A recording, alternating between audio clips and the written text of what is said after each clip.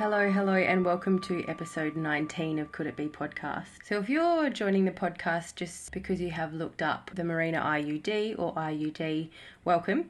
This is a podcast where I share my experience with having my breast implants removed and the breast implant illness that was associated with them before I had the surgery to have them taken out. What I'll do is provide the exact time that you can jump in if you're just wanting to listen to the part of the episode where I talk about the removal of my hormonal IUD. So just jump into the show notes, you'll be able to see exactly where you can start listening if you want to skip all of the 6-month update on my explant surgery progress. Now, in sharing this episode, I am not by any means telling everyone to remove their IUD, but you will hear when I talk about my experience with it just did not suit my body. So just a disclaimer there, not telling you to remove it, but keep an eye out for any weird symptoms that you might have. Now, before I go into the episode today, I would just like to bring attention to a study that's being completed here in Australia. So this is specifically for Australian patients only, whether they have had their explant already or are soon to have their explant. There is a professor in New South Wales here in Australia who is completing a study on what we are calling breast implant illness. His name is Professor Dava, and I will provide the link to nominate for the study in the show notes. I have done it recently myself. I came across it on the page of somebody who has recently joined Instagram to share her breast implant illness story, and we'll actually be doing an episode soon together, but very thankful for all of the information she's sharing as it brought my attention to this study. So yeah, jump in the show notes if you are interested in contributing. It is for Australian patients with Professor Dava, and link will be in the show notes. So can you believe we have already, a few weeks ago now, passed my 6-month explant anniversary. I was meant to record it just after Christmas, however, life got busy, but really thankful to be able to share this episode with you all. Yeah, I can't believe I've made it to episode 19. The fact that I've done something for so long obviously means that I'm very passionate about it and, bringing the awareness to this illness, and very thankful for everybody that is jumping in to listen. So we'll jump into today's episode. Here's my 6-month explant update and the experience of removing my Mirena IUD. So today's episode is going to be in 2 parts. So what I'll cover first is just a bit of an update on what's happened leading up to my 6-month anniversary of my explant surgery. I am recording this a little later than I wanted to, but I wanted to cover as much of the topics as possible just to help as many people as possible. The second part of this episode is going to be talking about me removing my hormonal intrauterine device, or IUD, as I feel like that had been causing some of my problems that had been coming back around the 4-month mark. So first things first, I had a bra fitting sometime in November. It was actually the only time I have ever been fitted properly for a bra.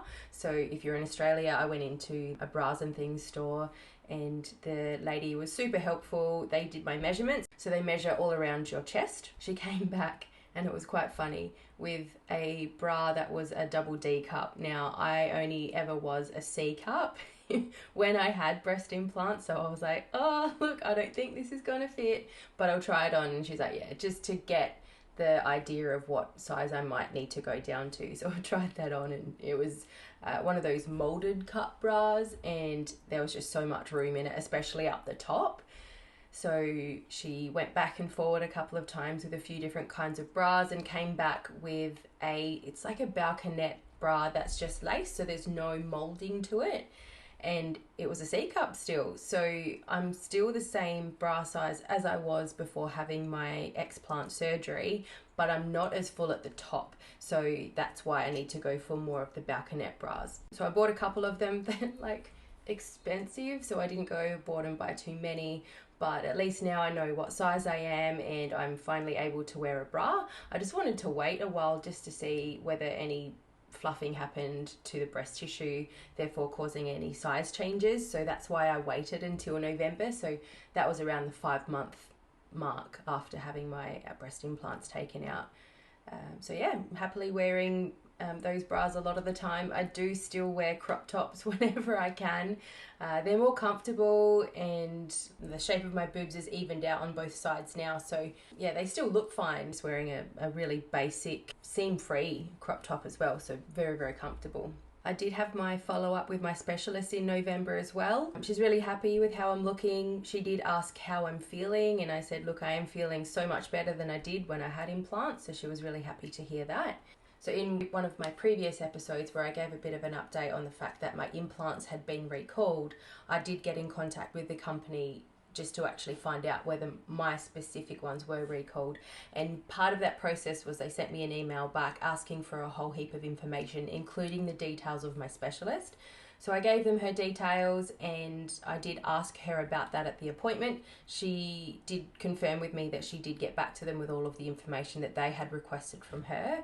And I asked her, like, why. It was almost like they went into a panic mode asking for all of this information when all I had asked of them was whether my implants were recalled. And she was like, look, it's just part of the process that they follow, just information collecting as well, just to see, I guess, in this situation where those implants were causing certain types of cancers for some women, they can collect the data to see what kind of percentage of the implants were causing that cancer. I did ask her whether there was anything else I needed to look out for. You know, is the risk completely gone now that the implants and the capsule are out, or is there still a risk down the track? And she did say, look, now that the implants were taken out, they were tested, everything came back negative for any kinds of cancers, that the risk is gone. However, I'm still going to keep an eye out just in case there are any changes, because it's still so new, and I just feel like, yeah, there's not enough information on this to really confirm that. So keeping an eye out for any funny symptoms, like any swelling of the breast tissue, any lumps in my armpits or any lumps in my breasts. That's all I could really find information wise about these, so just keeping an eye out on that.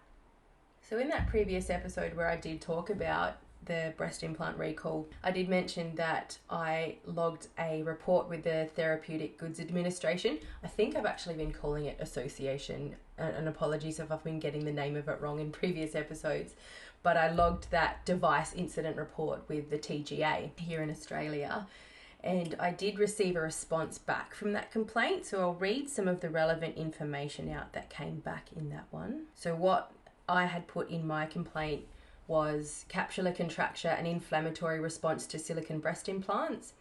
Breast implants were recalled in 2019 and I was not notified of the recall until researching recently in 2022. Allergan breast implants were inserted in July 2006 following tissue expanders.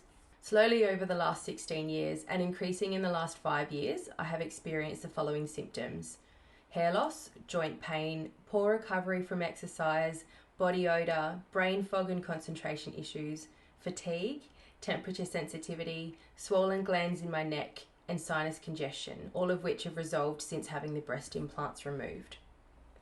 I was also advised by my specialist that I had experienced capsular contracture. The capsules that formed around the breast implants were sent off for testing as there was calcification through them. Luckily, they came back negative for the breast implant associated anaplastic large cell lymphoma. So that was my complaint to the TGA in that device issue form.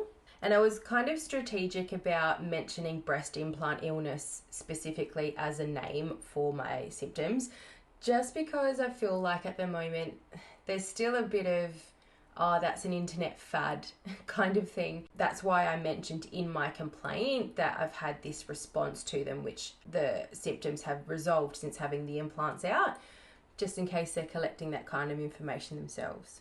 So the response that came back within a couple of weeks of my complaint: capsular contracture is a known complication associated with breast implants. However, the TGA considers these reports seriously to determine whether the rate for this complication is rising.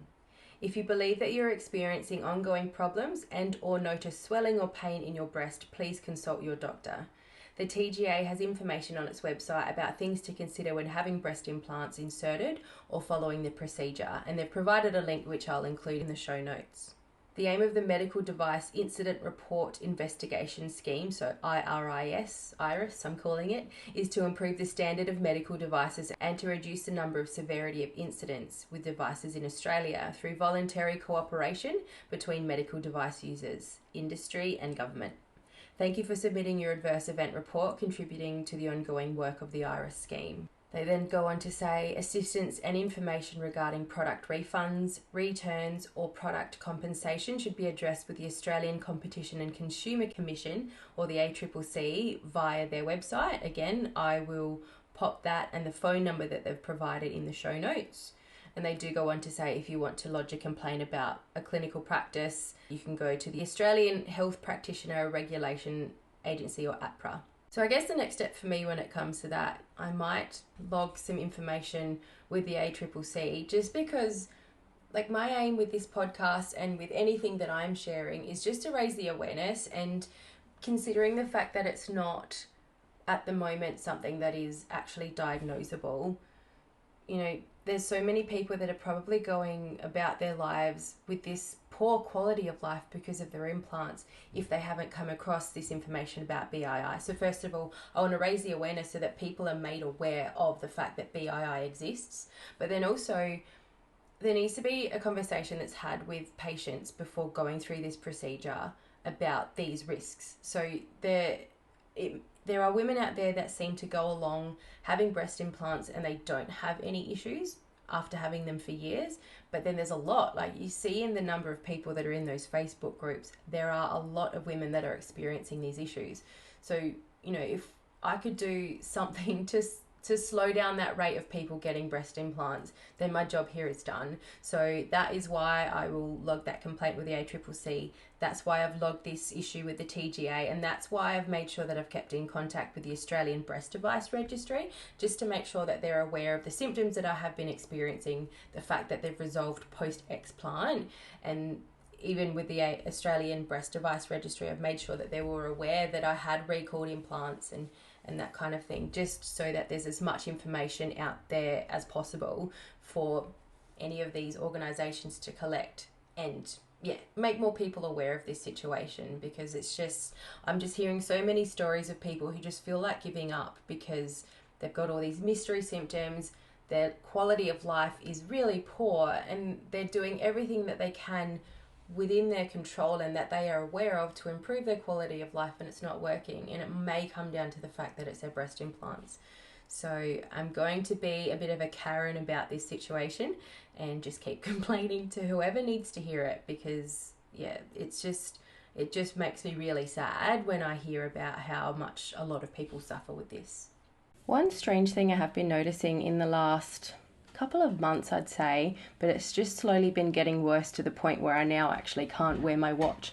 But I've had a Garmin fitness watch for 2 or 3 years now, I think, and it has a silicone, here comes my dog again, it has a silicone watch band, and I cannot wear it. I actually start to get a rash under that band. I normally wear my watch on my left hand side, tried swapping it to my right, and that was great for a while, but now I can't even wear it on my right hand side. So I have done everything just to make sure, you know, that the watch band's clean and it's not something weird underneath it that's causing this rash to happen, and that's all been cleaned and there's no issues there. So my body's obviously just not liking silicone after having it in there for so long and having it taken out. So yeah, I have ordered a new watch band online that's not silicone and going to see whether it's that, whether it's wearing a watch or whether it's what it was made of that was causing the problem. Now, one thing I have spoken about in my previous episodes is whenever I have any kind of anaesthetic, exactly 6 months afterwards, I start to lose a bit of hair, and that has kicked in at around the 6-month mark. So it's not quite to the extent that it was before I had my implants removed, but I am noticing a bit more hair falling out. But at least now I know that it's only a temporary thing. I'll have to monitor how long it actually takes before it slows down again. But it's absolutely something that my body just does exactly 6 months after surgery, and I am in that right now. Another thing to update, I've recently recorded an episode with another podcast. They're based in Canada, so it was another situation where we had to organise the time difference, but I'm getting a lot better at that. And yeah, so the podcast that I'm on, they're called Be Real Babe, and they talk about all sorts of things. They talk about, you know, mental health. They talk about contraception and how that impacts people. And they do actually have some stories on breast implant illness. So if you are interested in listening to all sorts of topics from some Canadian babes, jump on and give them a follow, listen to their podcast, subscribe, all the fun things that you do when you enjoy a podcast. I really enjoyed recording with Brandy. She's an absolute natural at recording podcasts and interviewing people. And yeah, it was a 2-hour episode. I've never done an episode that long, and I've never really had something that's kept my concentration for that long.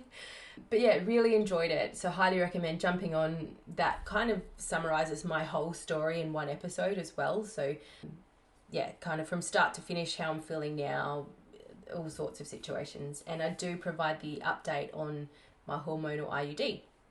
So one thing I've noticed recently, and this is since the change in my contraception, I'm swelling up a lot when my clothing is too tight.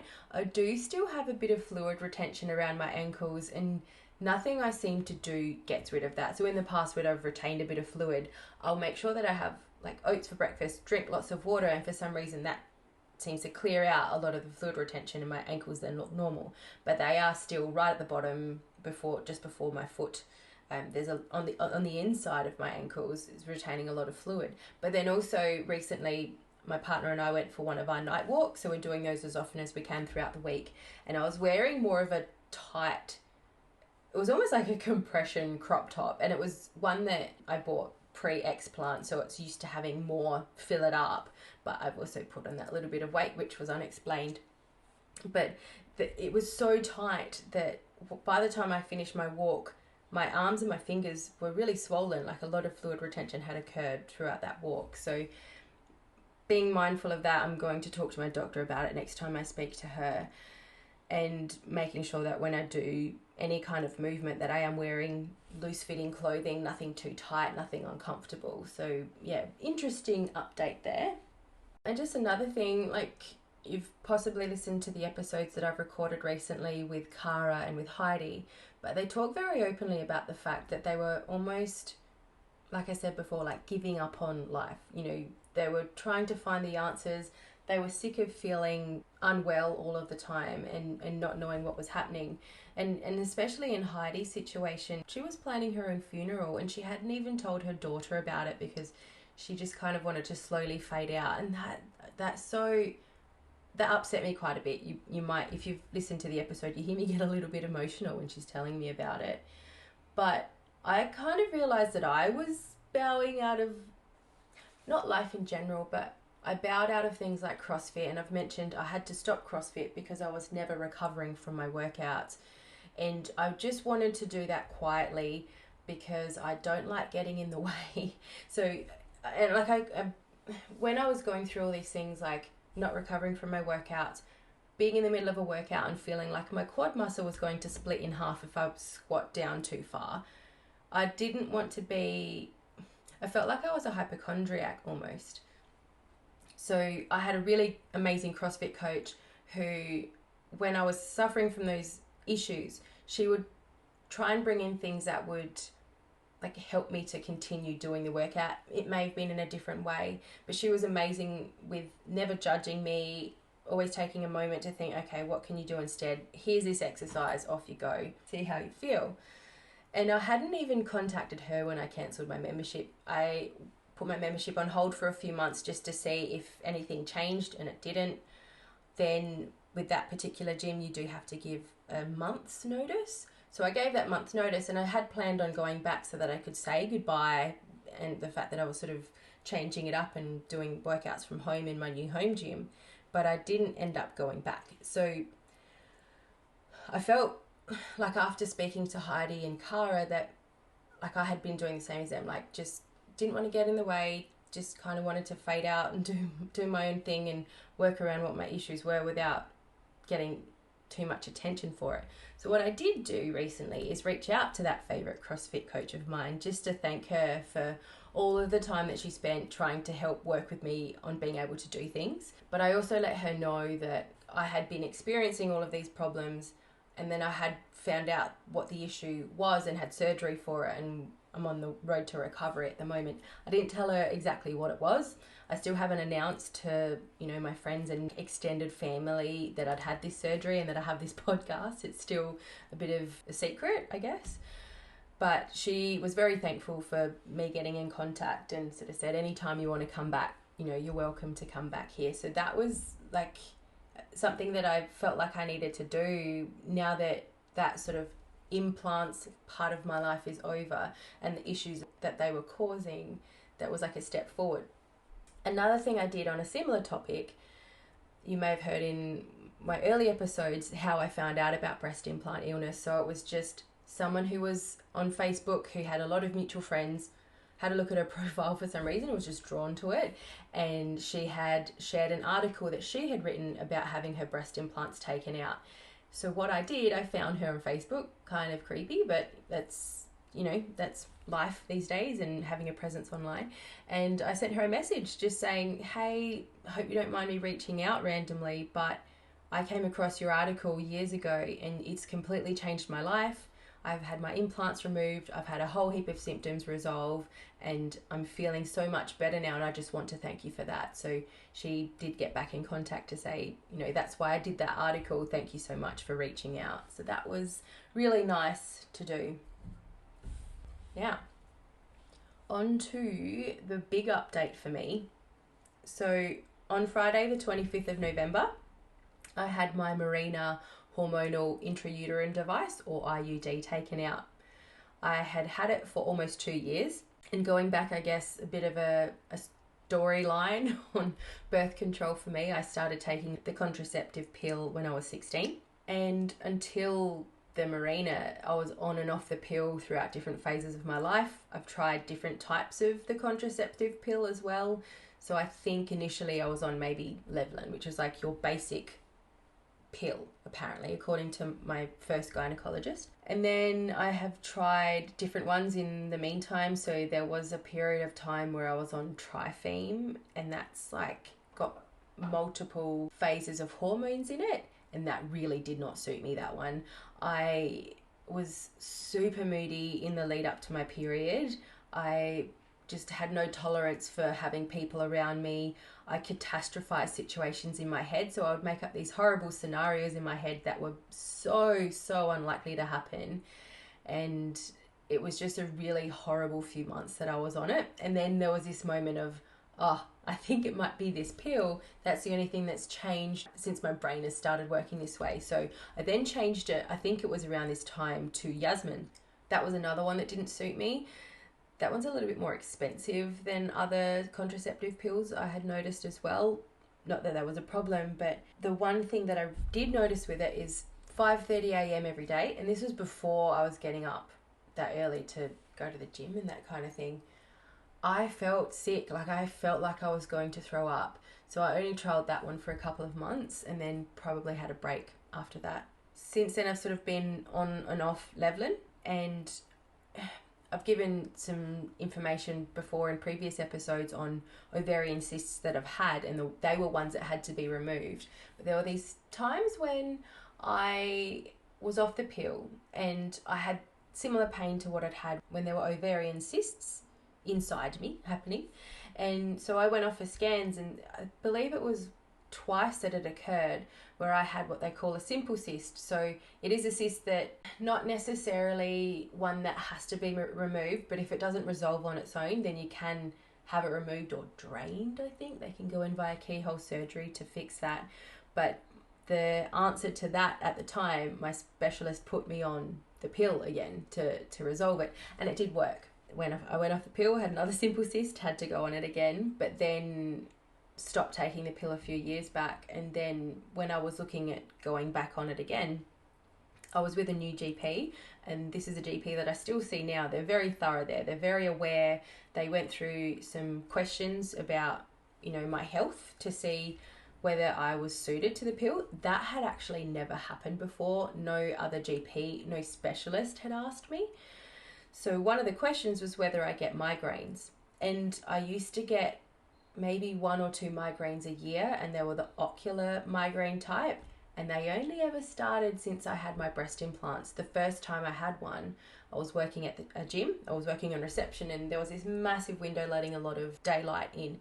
And normally that wasn't a problem, but on this particular day when my first migraine started, I was looking at our members as I was scanning their cards when they came through, and I could, it was like their face was this white orb, and I could see a little bit of detail around their mouth and their eyes, but I couldn't really see anything else, and it was just really overwhelming to look anywhere. And I called my mum. I was really worried. I was probably 22 when this happened, and I'm like, Mum, I think I'm having a stroke. And she asked me, my mum is a carer, she's done quite a few courses, she's also somebody that does a lot of research and Googles a lot of things just to learn stuff, and she's like, I don't think it's a stroke, I actually think you've got a migraine. It was my first migraine ever, so at the time my mum and my sister drove one car to pick me up, one of them drove me home, and the other one drove my car home, just so it wasn't dangerous for me to drive home. So yeah, since then I've only ever had a handful of them, and like I said, it was once or twice a year. But in this question set that my GP was asking, where she was looking at maybe giving me a prescription for the pill, she's like, look, because you get those migraines, you are at a higher stroke risk, so I can't prescribe you the pill. I'm like, okay. So she talked me through my options, and again, very thorough, talked to me about the injection that you can get. She talked to me about the Implanon, that metal rod that goes in your arm. Just the thought of something sitting under my skin that's not meant to be there just makes me sick. And then she talked about different intrauterine devices, or IUDs. So she talked about the hormonal one and then the copper one. Out of all of those, it seemed like the Mirena hormonal IUD was my best option. I've had endometriosis in the past, and the Mirena is prescribed to people who've had endometriosis to lessen their risk of it. It also reduces your period. It doesn't have the stroke risk that the contraceptive pill has. So I've looked up, and I'll provide this link in the show notes as well. I'm on the Mayo Clinic website, just where it talks about the Mirena. So the Mirena is a hormonal intrauterine device, or IUD, that can provide long-term birth control or contraception. The device is a T-shaped plastic frame that's inserted into the uterus, where it releases a type of hormone, progestin. The Mirena prevents pregnancy for up to 7 years after insertion. It's one of several hormonal IUDs with the FDA approval. So it offers long-term effective contraception. It can be used in premenopausal women of all ages, including teenagers. Now, they do talk about some risks to the Mirena, and the common things are where it can move or it can partially come out. And I wasn't really worried about that particular risk. But one thing my doctor didn't let me know, and I'm surprised about this, was actually someone else who was having the Mirena IUD put in because I had recommended it. They had read the sheet that comes with it, and the sheet actually talks about the risk of ovarian cysts occurring, and I'm really surprised that I was even prescribed it, considering the amount of ovarian cysts I've had and the fact that there were multiple different types of them. So there were the simple cysts, there were the dermoid cysts, and then that really big one that I can't remember what kind it was. But yeah, I was just like, why would this be something that my doctor would think is okay for me, considering there is a risk of those cysts? Anyway, in my previous updates, I had mentioned that I noticed some of my joint pain coming back, and it was particularly around my hips and my lower back. It wasn't as bad as it was before I had the implants out, but it was enough for me to notice it. So as I do, I got a little bit fixated on the topic and started looking at different videos, podcast episodes, Facebook groups about any issues that people have with the hormonal IUD. And there were a few people that did talk about the similar kind of joint pain. Another thing that I had been noticing is when I swallowed, I had a bit of a feeling in my throat like there was something stuck in it. And I do actually hear women talking about that as a symptom for breast implant illness. And it seems to me like maybe that is something linked with the thyroid. And you may remember I've mentioned that I've noticed that I have been putting weight on even though I'm exercising a lot, and I'm pretty okay with my food. Not perfect, but it just seems weird that I'm putting weight on. I've had my Sorry, my dog is visiting. I've had my blood tested, I've had my thyroid levels tested, and the GP said that I'm within the range, even though I'm sitting quite high within that range. So to keep an eye on those levels, maybe get a blood test once a year. When it came to booking the appointment in, I actually let my doctor's surgery know that was the reason for my appointment. I just thought that there would be extra things that the doctor would need to prepare. If this is something that you end up ever doing, just make sure you let your GP know. The morning of the appointment, I was in the shower and I think I was just experiencing some pelvic pain, and I kind of felt around at the front of my pelvis, and it felt like there was a lump there, and it was quite painful to touch. It was very swollen as well. Another thing that I had noticed in the lead up to this was that my nails were really brittle. So in the episode where I talk about different things I've tried to resolve my breast implant illness symptoms before I realised it was BII, was that when I was taking certain hair supplements to slow down my hair growth, it didn't help with the hair growth, but my nails grew really quickly. And I thought that maybe, considering I'm taking all of these supplements and my body's obviously in a better condition now than it was with implants, that my nails would grow, but they were splitting like quite easily. So that was strange, but it was definitely something I noticed. Another thing that had been happening as well, I had around the 4-month mark post Explant, it's almost like there was a shift in the way that my body interacted with the Mirena. So there were these moments where I would have this horrible excruciating pain that would almost knock me over. Like, I've got a pretty high pain tolerance considering everything I've been through, but it actually felt like there was something clawing on the inside of my uterus. And I had been spotting quite a lot. So while I've had the Mirena, I haven't actually had a period as such, which is quite common, but I instead would have about 8 days in a row of spotting. But the spotting just never stopped. I'd have it for about 2 weeks at a time, it'd stop, and then it would start again. And one of the things that I had asked my doctor for was a blood test to see whether my hormone levels were out of whack. A friend of the podcast did get in contact with me after me talking about the weight gain and how I was feeling, saying, hey, have you had your hormones checked? So I did ask for that referral, but I actually needed to have the blood test done right at the end of a period. And considering the fact that I was spotting all of the time, I didn't know when the end of my period was anymore. So I haven't had that particular blood test done, but it's something that I will be able to have now. So on the day, the GP was really great. She's a big communicator, so she talked me through the whole process. The fact that it would be a little painful as it came out and there will be some mild cramping afterwards. She did also say that the moment that the Mirena comes out, it is not impacting you at all, so other contraceptive measures will need to be taken. So I'll go through the actual process just in case it helps anyone with preparing for this kind of situation.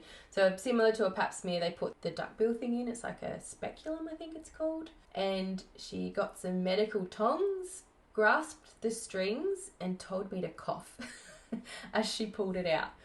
And exactly as she had mentioned, there was a bit of pain like a bad period cramp. And then as I was getting dressed, there was another bit of cramping again and I was fine. I had also prepared for the fact that there would be a lot of bleeding as well, but that didn't actually kick in until a bit later in the day. I started spotting.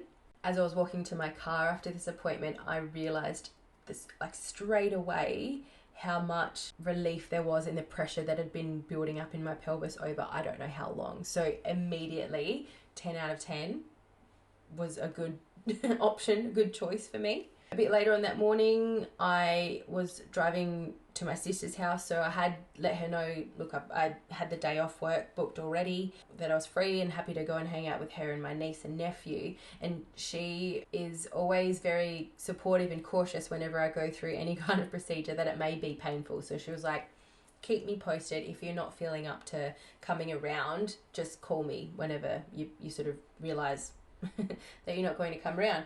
I gave her a call and I'm like, look, I'm actually feeling really great. Do you want me to still come over? So I went and hung out with my sister and my niece and nephew for the day. And when I'm driving there, I actually need to go around this big roundabout. As I was going around this roundabout, I braced for pain. And I didn't actually realise I was doing it. I was subconsciously bracing for this pain and it never actually happened. So that was another thing that I realised. Like, there was obviously some pain there for a while that, you know, my body just didn't want it in there. I don't know whether there was some inflammation or anything, but yeah, there was no pain. Another thing that I probably should have mentioned before is I did when I was experiencing this pain, I did ask for a scan, and normally I'll just go to your normal radiology place for a scan, but considering I've had endometriosis before, I asked for a referral to this specialist imaging place here in Adelaide, and they do have nurses there who are trained on looking for nodes of endometriosis. Nothing came back obscure in that scan, and they did confirm with me that my Mirena was sitting in place. There were no issues with where it was. It looked perfect where it was sitting. And they had said to me, oh look, it does look like you've ovulated recently. Maybe that pain that you were experiencing was ovulating pain. Now that pain felt like somebody was stabbing me in the pelvis. That's just not normal for anyone to experience. So if you are experiencing anything like this, please talk to your GP. Like, please look at your options of whether you need to go for scans or see a specialist. You know, it's very, very important that you keep on top of any of this pain. Don't be shy, and don't be quiet about your situation is my only advice. So yeah, going back to the fact that I was bracing for this pain, I was obviously bracing for pain that had been there for a while, but the Mirena was in the right spot, so it wasn't even that it had moved causing the pain. So I spent the day with my niece and nephew, so they're like almost 2 and one's 4, so up and down off the floor. And I noticed by the end of that afternoon that joint pain was completely gone. I went for a walk at the beach with my partner a bit later on than that, and I felt really amazing. So it just seemed like the relief that my whole body had felt from having the Mirena taken out was so instant. One thing that I did notice, I wasn't drinking any extra water that day, but I had to go to the toilet to pee a lot. Sorry if it's too much information for some, but it almost seemed like there was there was inflammation, there was fluid retention in my body, and that was leaving through having to go to the toilet a lot. So that all happened on the Friday. The next day was a Saturday, and I was in this horrible mood.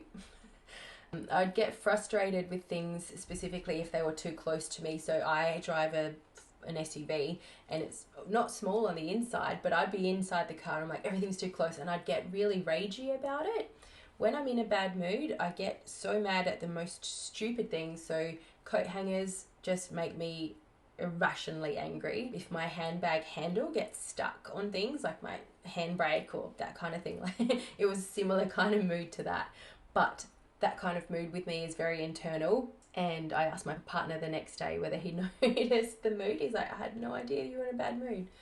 Like, why didn't you tell me? Like, did I do anything wrong, kind of thing? I'm like, nope, it wasn't you. Everything was fine. The car was just too small for me on that day. It just baffles me how my moods work. Anyway, but the Saturday morning, I had a lot of energy. So I did a normal upper body weights workout in the home gym, and I still had energy at the end of that. So I did my first CrossFit style workout, the first one since my Explant, after that big upper body weight session.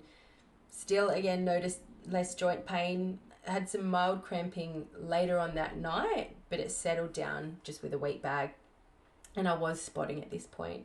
On Sunday, so the next day again, I sat down on the couch and I realised that this had been painful before. So again, I braced my whole body as I slumped down on the couch, waiting for this pain. And again, it was subconscious, but there was no pain. I turned around to my partner and I said, hey, I've just done this. There's no pain again. And we were both like, wow, this is huge. Like, this is such a positive change. So when it comes to the spotting, I spotted for about a week afterwards. And then it was almost like exactly a week after the Mirena was out, I had my first period, but I wasn't sure because I haven't had one in 2 years while I had the Mirena in.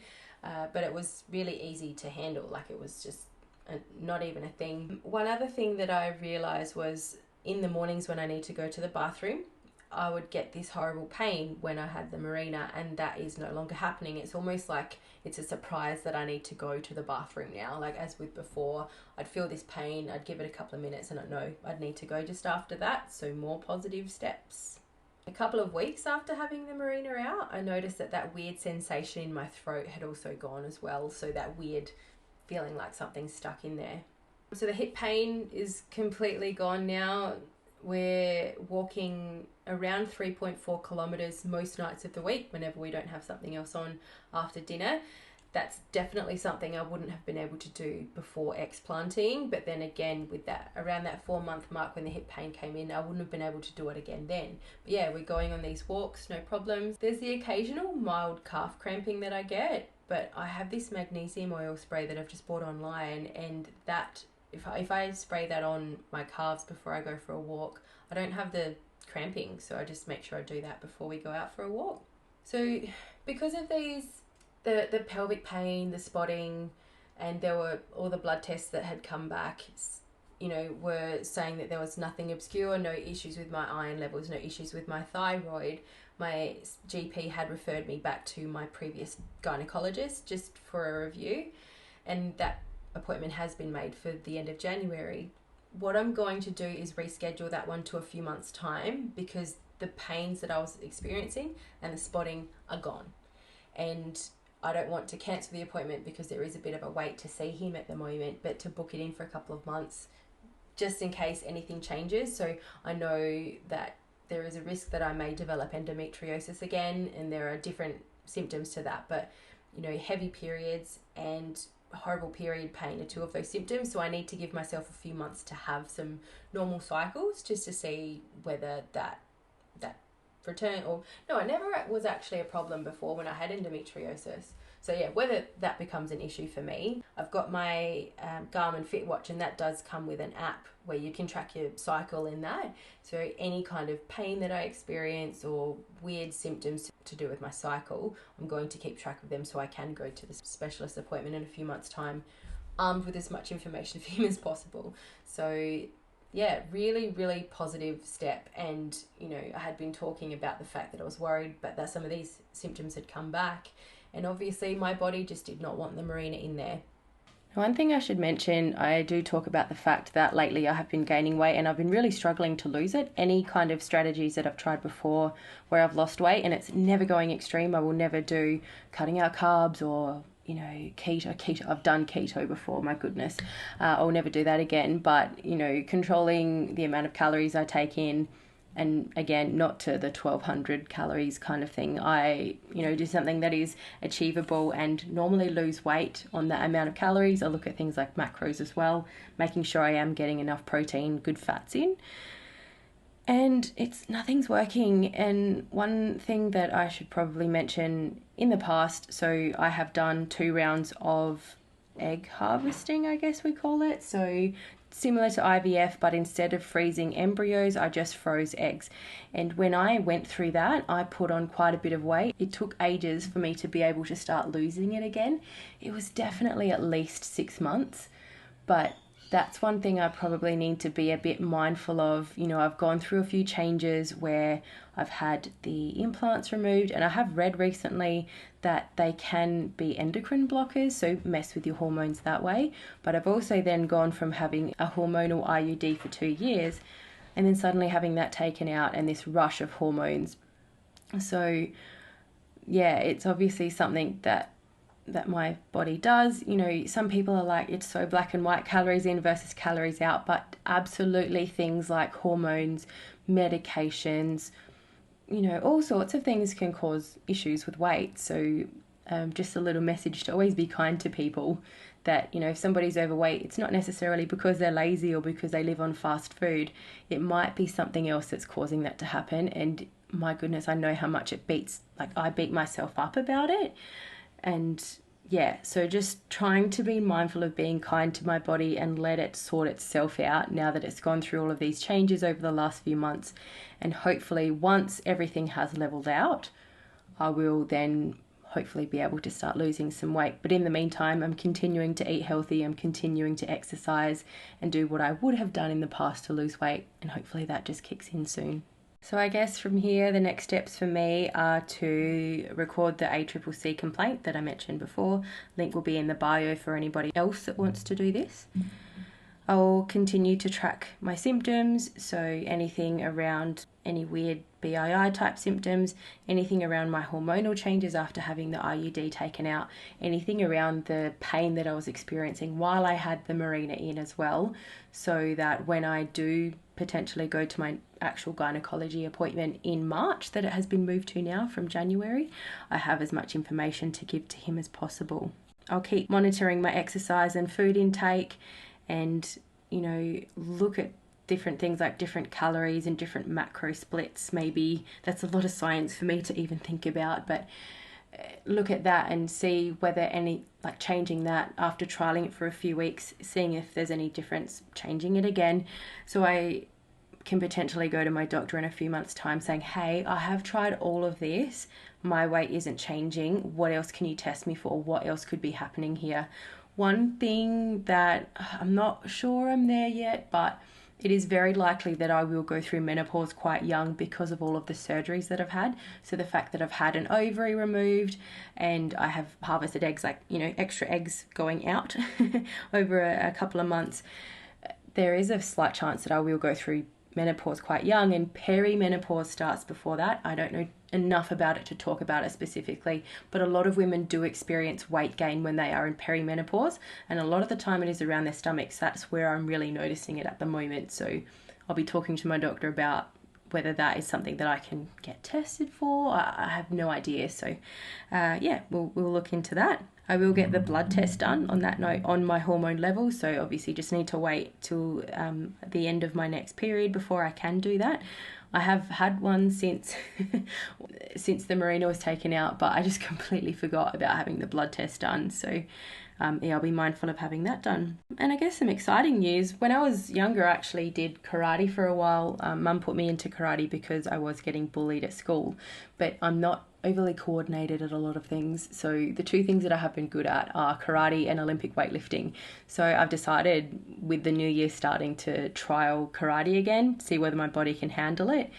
So I'll be starting that soon, and the aim is to get up to my black belt. So I did get to, I think it was brown belt when I was in high school, but had to stop because of that 7.5 kilo ovarian cyst that I had taken out the year after I finished high school. So really excited to give that a go in the next few weeks and see how it all goes.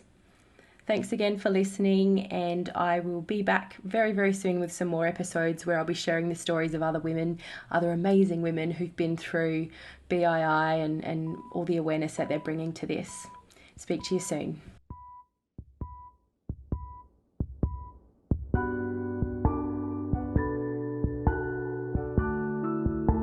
This podcast shares my own experience and research. I'm not a medical or health professional. You can find me on Instagram at CouldItBeII podcast. Thank you to my incredibly talented partner Jacob Tengdale for the intro and outro music. All recording, editing and artwork is done by me. Thank you for listening.